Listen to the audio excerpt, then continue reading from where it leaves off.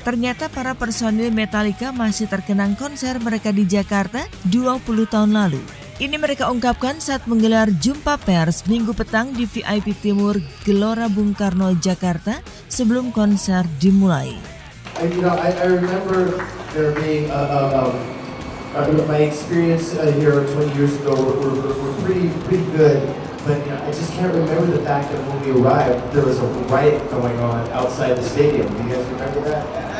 That was something. I also remember playing a really good show and having to sneak out in an ambulance.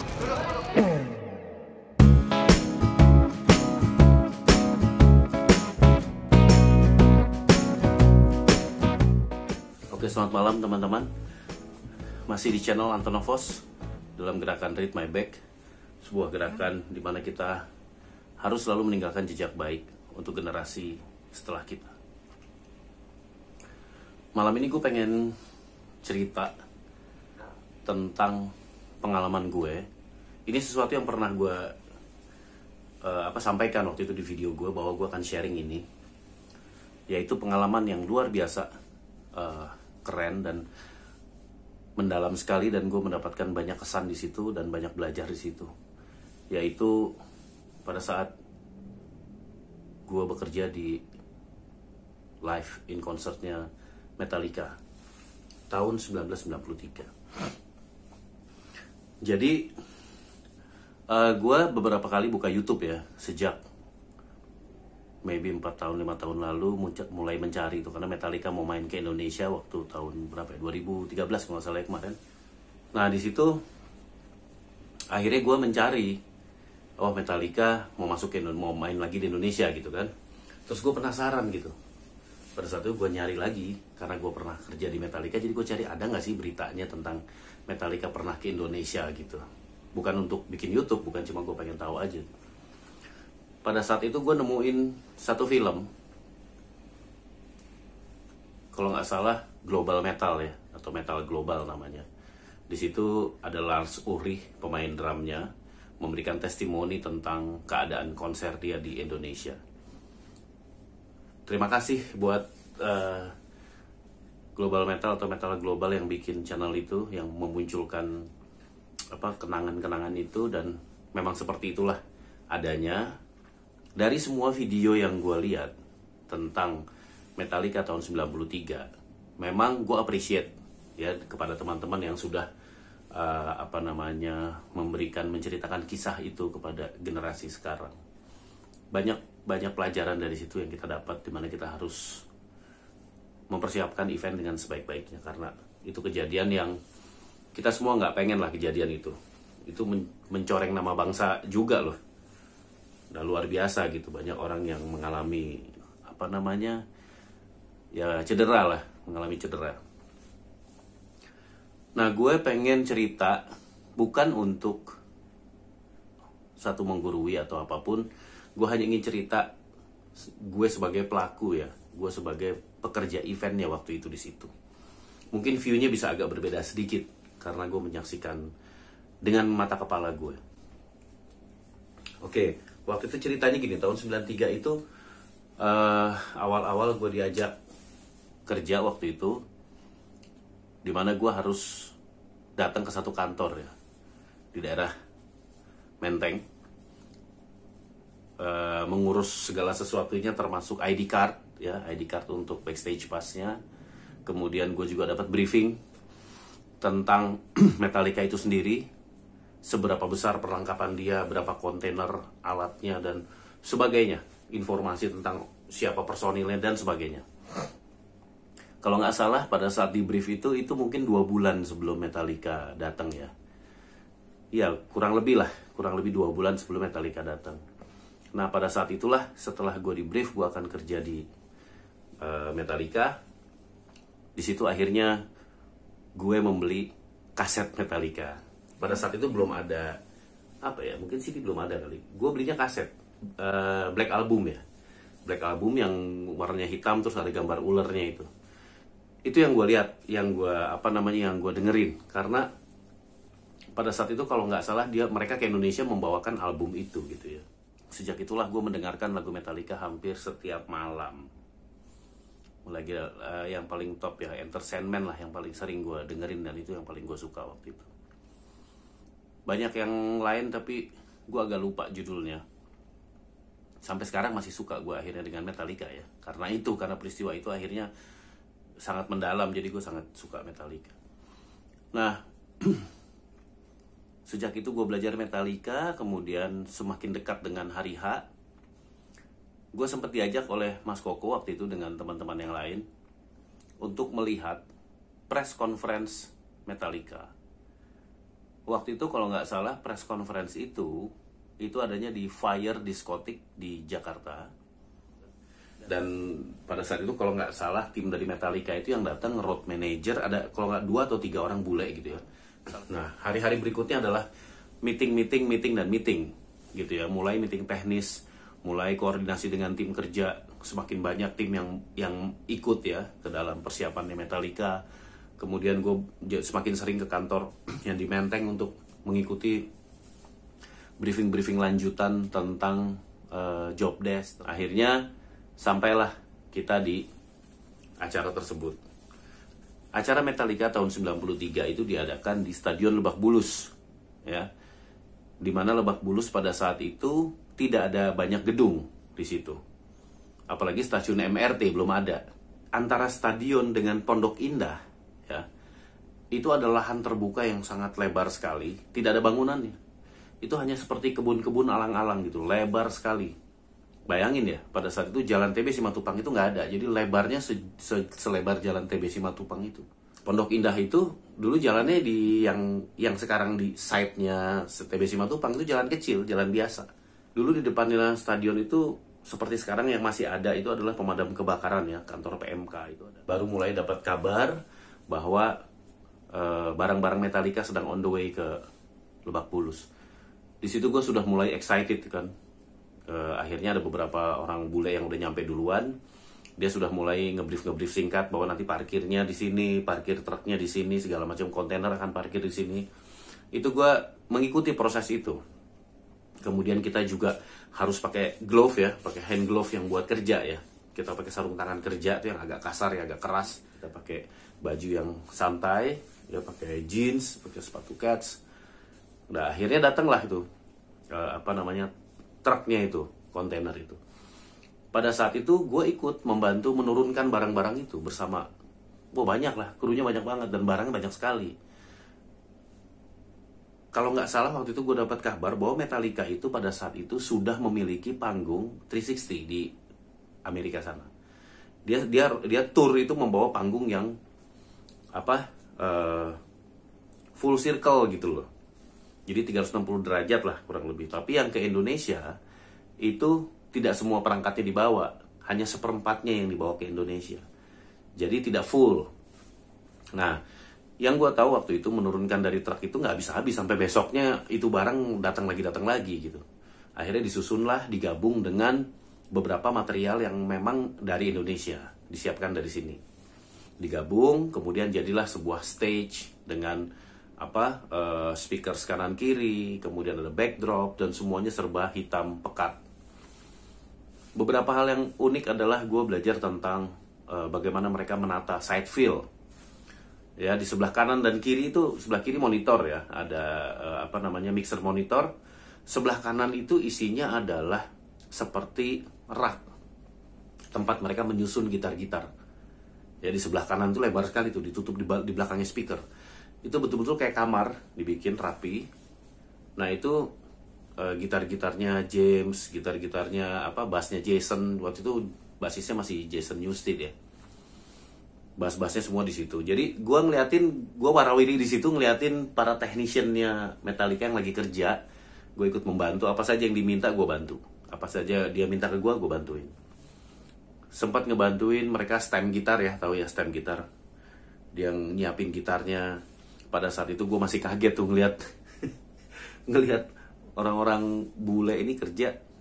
Kalau kita kan kalau main gitar ya, gitarnya dipasang senarnya, kemudian kita kita putar pelan-pelan gitu kan. Senarnya itu tergulung di spoolnya itu, yang di spool di sebelah kirinya nih, di necknya tuh kita gulung.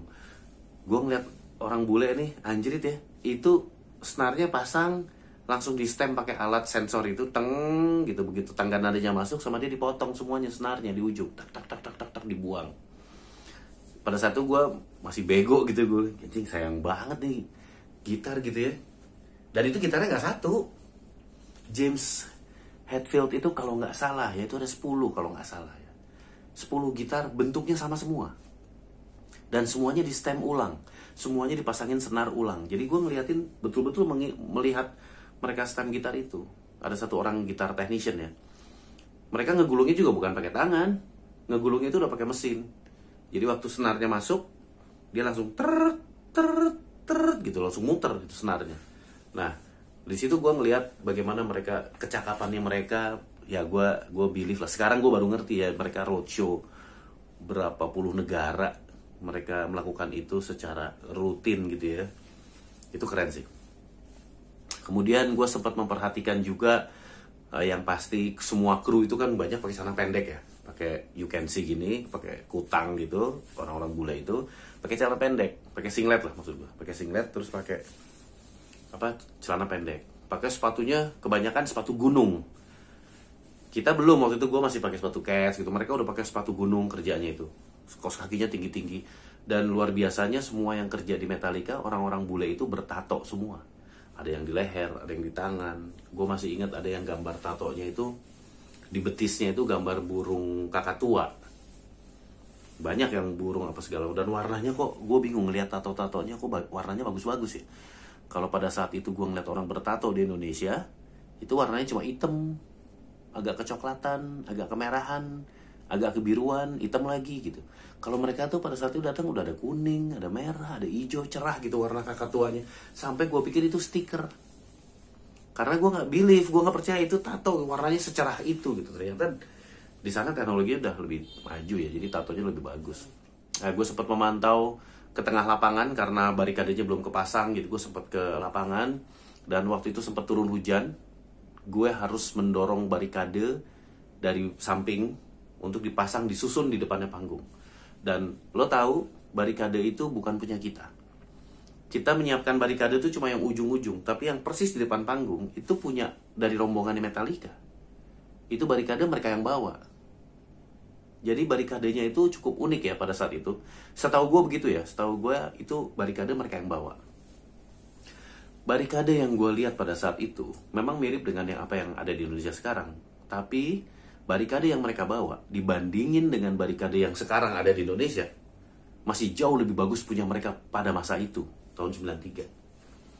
Itu barikadenya begitu bersih ya. Besinya itu rapih, bersih ya. Bawahnya segitiga, kakinya itu rapih. Kemudian ada tempat pijakan kaki di situ untuk kita naik sedikit ya, sekitar 20 cm di bagian dalam ya. Kalau yang bagian kesananya nggak ada, dia rata. Tapi yang di bagian penonton, yang menghadap ke penonton itu ada pijakan seperti tangga, itu 20 cm. Dan yang unik adalah di atas, besi yang paling atas, itu kan pagarnya sekitar 120 ya tingginya, segini lah. Sekitar 120. Itu ada jok atau ada seperti busa yang sangat tebal, membentuk kayak guling gitu, kayak lingkaran, kayak bantal. Di sepanjang barikade itu. Jadi lo bisa bayangin kalau kita di barikade itu terus kita nyender gini. Waduh, itu enak banget, barikade itu enak banget, nyaman banget gitu. Karena empuk. Dan kalau itu mungkin dia bikin itu sengaja, mereka bikin supaya orang tidak cedera. Pada saat orang dorong-dorong itu, safety itu sudah maju banget, mereka mikirin itu gitu. Sehingga barikade pun bentuknya seperti itu. Persiapan seperti biasa, t-shirt, baju hitam udah gue ambil, kita dibagikan baju kerja. Akhirnya kerjaan lebih bertambah lagi, lebih banyak lagi, lebih rumit. Barulah kita masuk kepada alat-alat nih, pengenalan alat-alat. Nah, gue waktu itu jadi kru, dan pada saat itu gue sudah main drum ya. Gue sudah mulai main drum, sudah jadi musisi bohongan lah ya. Udah sering latihan, punya band segala macam. Jadi kalau di atas panggung sebagai stage crew, itu gue sering dipasang untuk membantu drum technician. Akhirnya gue bersiap di atas panggung karena sudah di brief. Datanglah perlengkapan drum yang akan dimainkan oleh Lars. Drum itu gue melihat skema plotting drum dikasih sama drum technician. Gue dibantu sama dia, inilah dia layout drumnya seperti ini, gitu. Oke, gue pelajarin, gue lihat, tapi dia tidak melepas gue, jadi tetap dia yang mengarahkan. Betul-betul gue diminta untuk membantu dia secara fisik ya, mengambil barang-barang yang ada di box drum. Boxnya nggak sedikit, banyak banget. Jadi ada box simbal sendiri, ada boxing, dan dalamnya tuh kalau dibuka simbalnya banyak banget. Itu sudah segini sendiri tuh. Boxnya khusus simbal tuh simbalnya ada kali 20. Tipenya sama, mungkin kalau rusak kalau apa dia beli bawa persediaan gitu. Nah, dari situ akhirnya mulai gue ikuti arahan dia dan gue set up, gue pasang. Semuanya gue pasang. Yang gue nggak pasang tuh cuma mikrofonnya aja, karena gue nggak ngerti. Jadi gue pasang, akhirnya drum technician-nya duduk di drum itu, kemudian dia baru adjustment. Baru dia melakukan adjustment, karena yang gue pasang belum mengikuti settingannya Lars, masih settingan standar, masih tingginya masih salah, kemiringannya masih salah, jadi sama dia di adjust lagi. Tapi gue ada di samping dia, dan dia sambil ngobrol, sambil macam-macam ngobrol, dan gue kadang-kadang ngerti, kadang-kadang enggak. Kalau gue ngerti ya gue jawab yes gitu ya. Yang jelas gue nggak mau jawab why gitu, karena kalau gue jawab why dia akan jelasin lebih panjang dan gue makin nggak ngerti. Jadi satu-satu dia memperlihatkan, dan dia gue cuma nanya is this new gitu kan. Gue tanya, kayaknya kok kelihatannya baru semua. Oh iya, setiap kita main kita memang pakai barang baru, pakai alat baru. Gue inget dia minta ke gue anduk. Drum technician minta ke gue handuk kecil.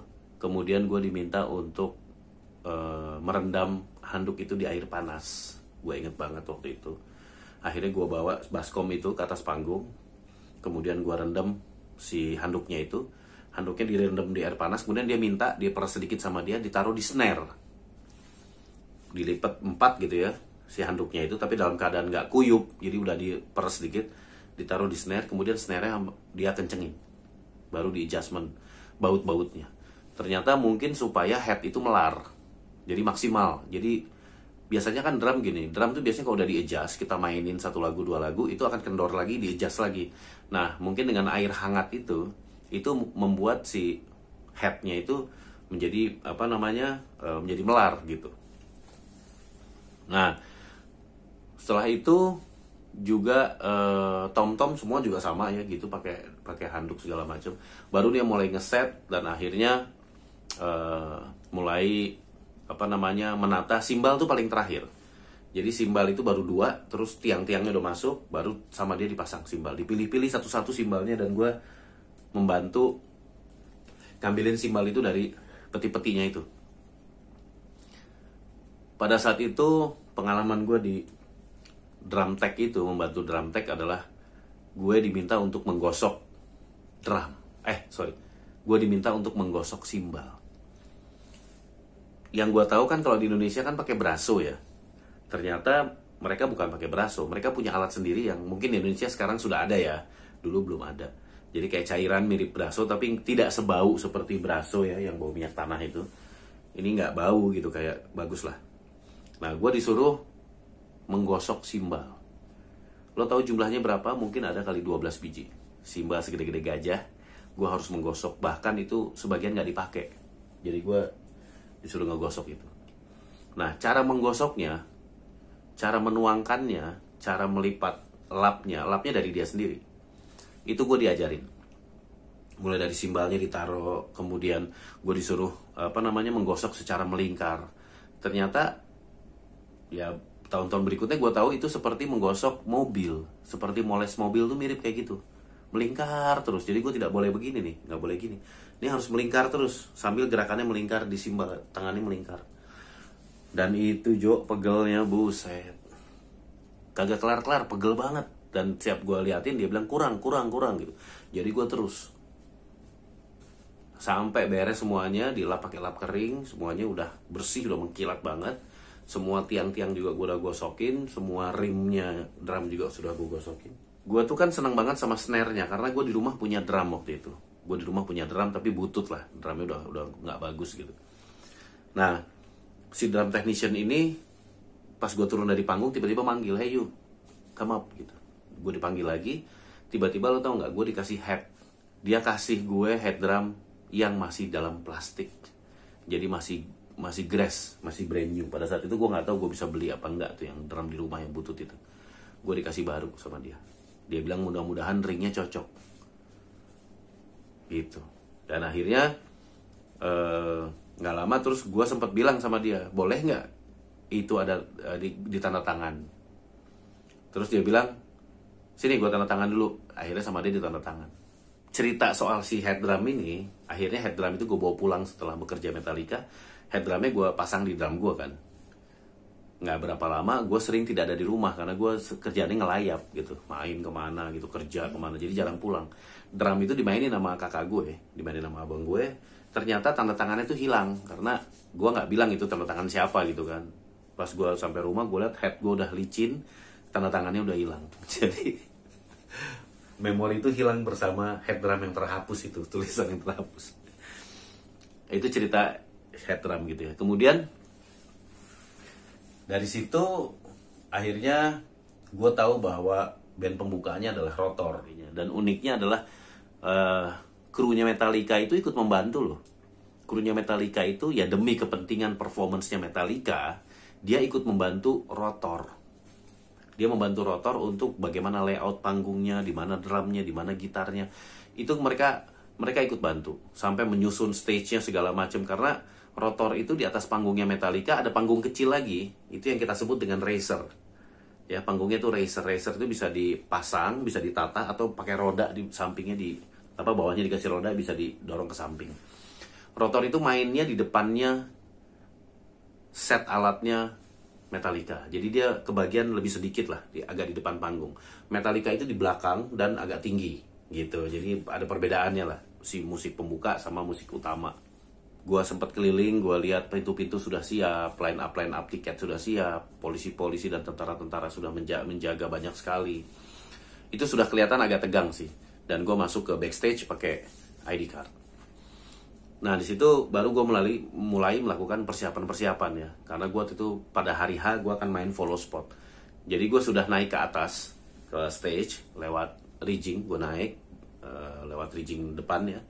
Kemudian gue merayap di atas rigging ke arah belakang rigging untuk ke posisi lampu gue.